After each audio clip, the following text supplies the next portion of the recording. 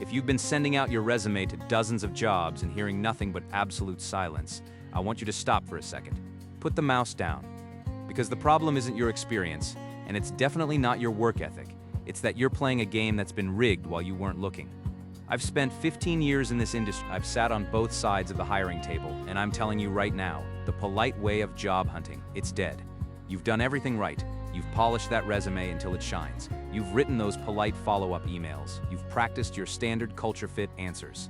And yet you're hitting a wall of automated silence. Let's look at why that's happening right now. In the US, the average white-collar job search has stretched to 6 months. 6 months of uncertainty and stress. And here's the number that should change how you sleep tonight. 75% of resumes are killed by robots before a human being ever sees them. Let that sit for a second.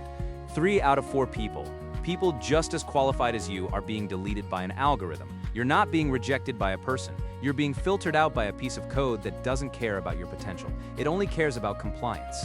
You're caught in what I call the AI doom loop.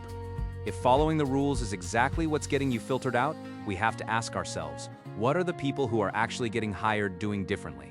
Because they aren't following the rules, they're bypassing them entirely. There's a hidden logic to this silence, and it's something most career coaches won't tell you. It's called the Niceness Trap. See, 99% of Fortune 500 companies now use AI-based applicant tracking systems. For the company, this is a dream. Recruitment costs have dropped by nearly 78% because they've offloaded the fairness and the screening to a machine. But here's the twist, that AI is programmed to find the safest candidate. It's looking for the person who fits perfectly into the box, who doesn't ruffle feathers, and who ticks every compliance box. But here's the part that gets really interesting. While the HR department is busy using AI to find safe and fair candidates, the actual hiring manager, the person who's going to sign your paycheck, is secretly desperate for something else. They don't want safe. They want what I call an adversarial architect. They're looking for the person who can step into a high-stakes, zero-sum market battle and actually win. Application volume has surged by 31%, while job postings have only grown by 7%. The market is crowded with nice people who the AI loves, but the value, the real money, it's moved to the people who the machine might find risky, but the manager finds essential.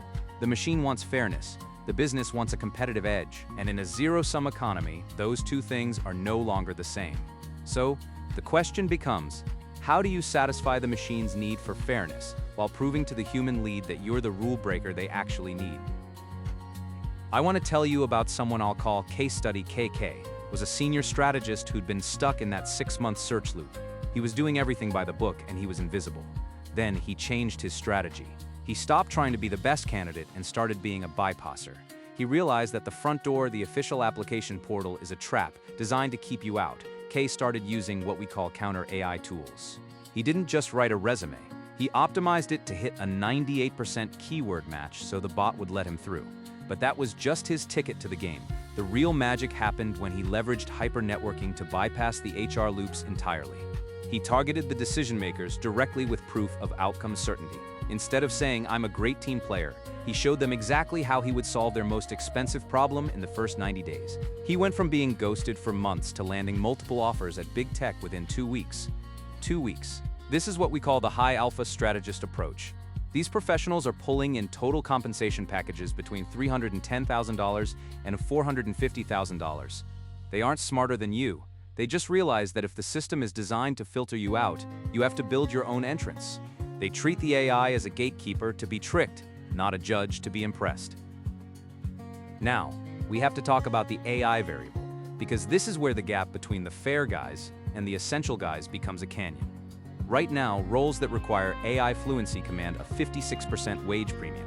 But it's not just about knowing how to use ChatGPT. It's about understanding the shift from compliance-based growth to strategic adversity. See, AI is excellent at being fair. It's great at following protocols and staying within the lines. But it's terrible at being competitive. It can't navigate high-stakes conflict, and it can't make the ruthless strategic calls that win markets. This is where the $400,000 salaries live. While 87% of employees say they trust AI to be fairer than their human managers, that creates a massive opening for you. If everyone is moving toward a fair, automated baseline, the person who can manage human complexity and drive results in a zero-sum environment becomes the most valuable asset in the building. We're seeing top 1% adversarial roles like AI red team leads or chief AI officers reaching $60,000-$40,000 and beyond. Why? because they are the ones who understand where the machine stops and the competition begins. The market is purging the people who just fit in because machines can fit in for a fraction of the cost. But it is clearing a path for the architects who can win the battles the machine isn't allowed to fight. So how do you actually do this? I'm going to give you a 3-step blueprint you can start using tonight. First, you need to use counter AI tools. Don't guess. Use software to ensure your resume hits a 98% match for the ATS. Your only goal here is to beat the bot so a human is forced to look at your name. Second, I want you to go to your LinkedIn headline and stop using generic titles. Reposition yourself as an adversarial architect or a strategic lead focused on specific outcomes. Don't tell them what you are, tell them what you solve. Third, and this is the most important part, stop targeting HR. Target CEOs and department leads directly. Forget culture fit compliance, reach out with outcome certainty.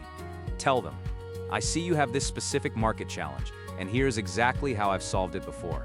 Remember, only 2% of applicants even get an interview through the front door. You have to skip the line. Your career isn't a ladder anymore. It's a game of strategic adversity, and I've just handed you the cheat codes. The market is purging the fair guys, the ones who are waiting for permission. But it's wide open for the architects. It's time to stop being nice and start being essential. Go claim your seat.